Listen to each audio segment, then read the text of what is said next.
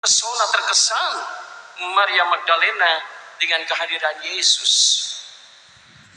Menjadi pertanyaan bagi kita sekalian, adakah kematian Yesus yang kita rayakan pada hari Jumat Agung menyentuh, membuat kita sedih bukan sekedar iba?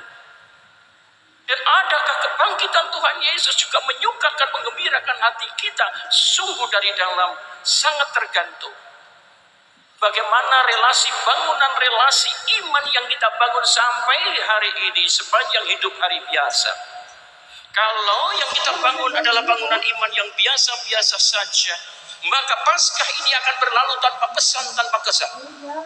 Tetapi ketika ada bangunan iman yang kokoh kuat karena percaya dan berharap, Yesus andalanku, satu-satunya jalan kebenaran dan hidup, dan kepadanya aku berbakti.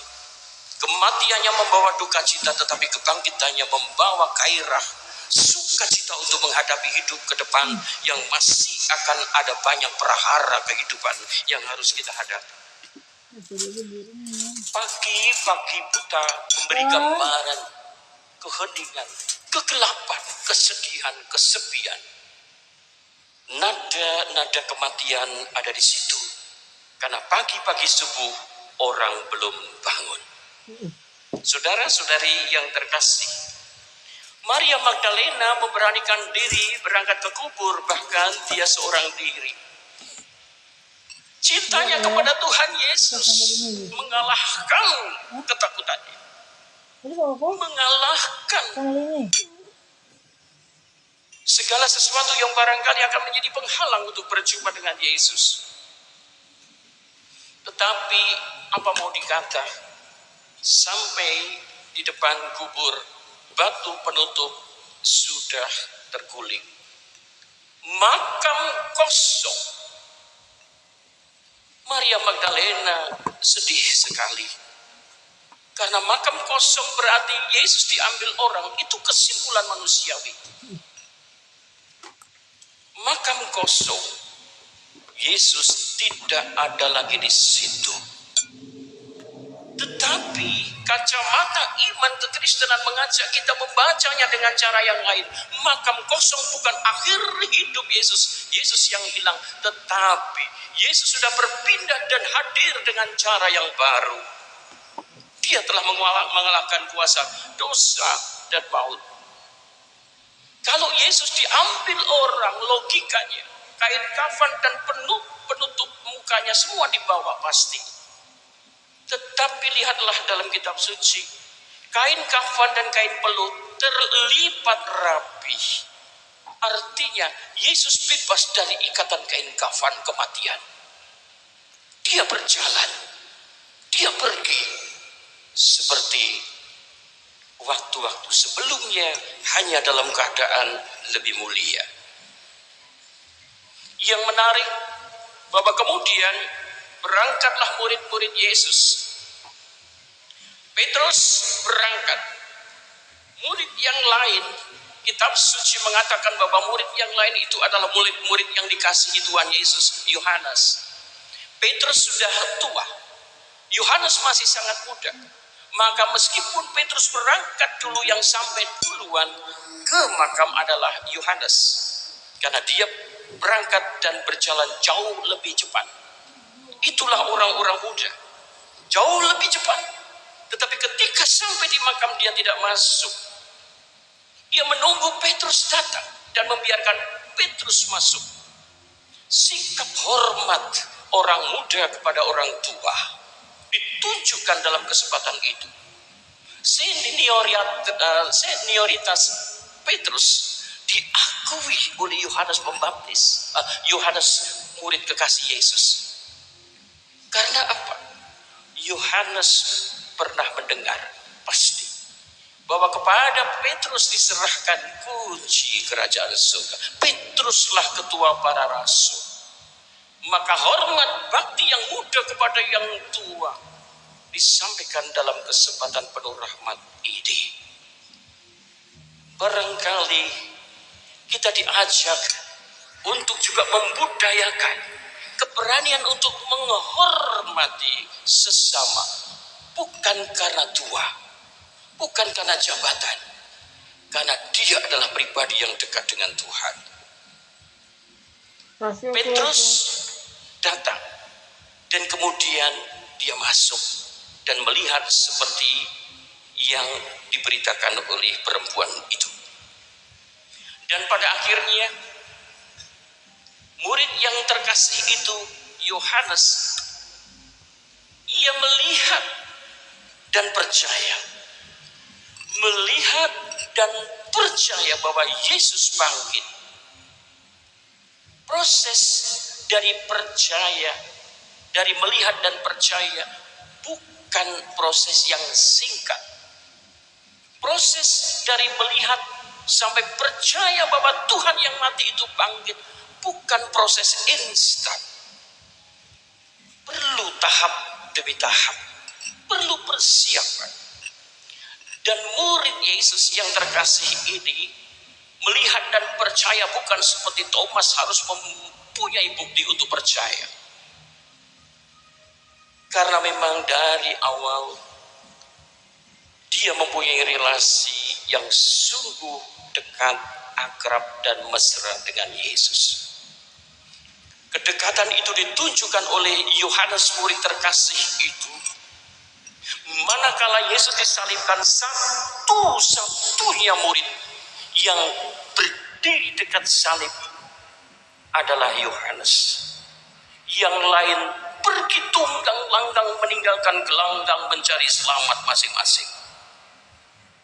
Bapak Ibu, saudara-saudari yang terkasih, relasi mendekatkan yang jauh. Kedekatan hati sungguh bisa mendekatkan hati yang jauh barangkali secara fisik letaknya. Kita sering terbalik. Yang jauh menjadi dekat, yang dekat malah semakin jauh.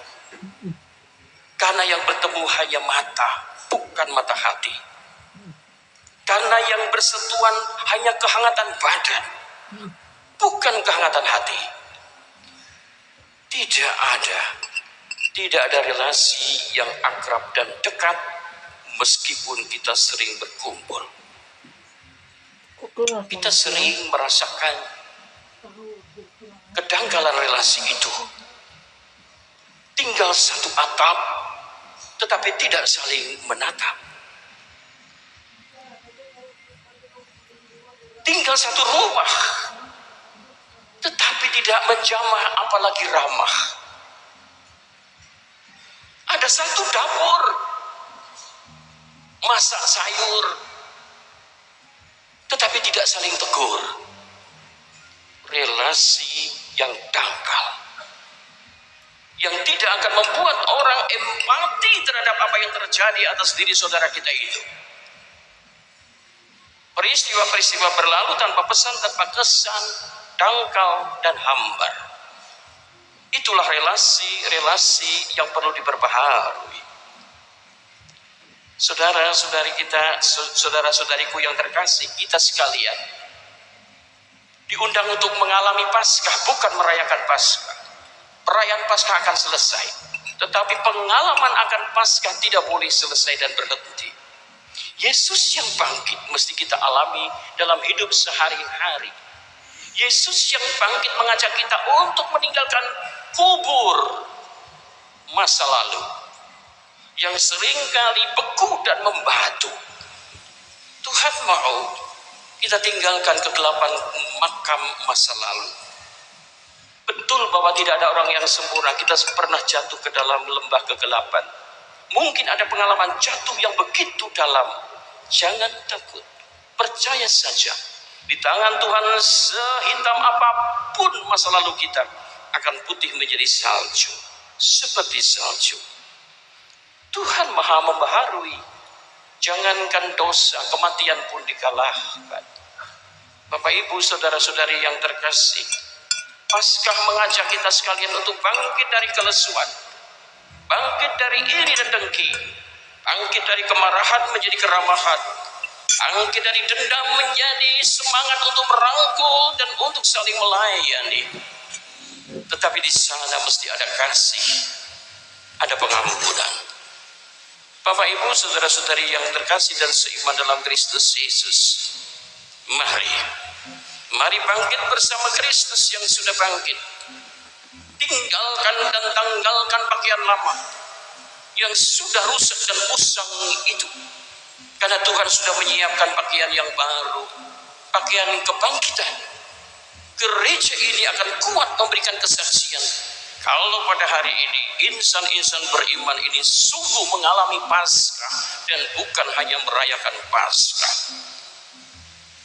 Paskah mengundang kita sekalian untuk pergi dan diutus mewartakan bahwa Dia sungguh telah bangkit,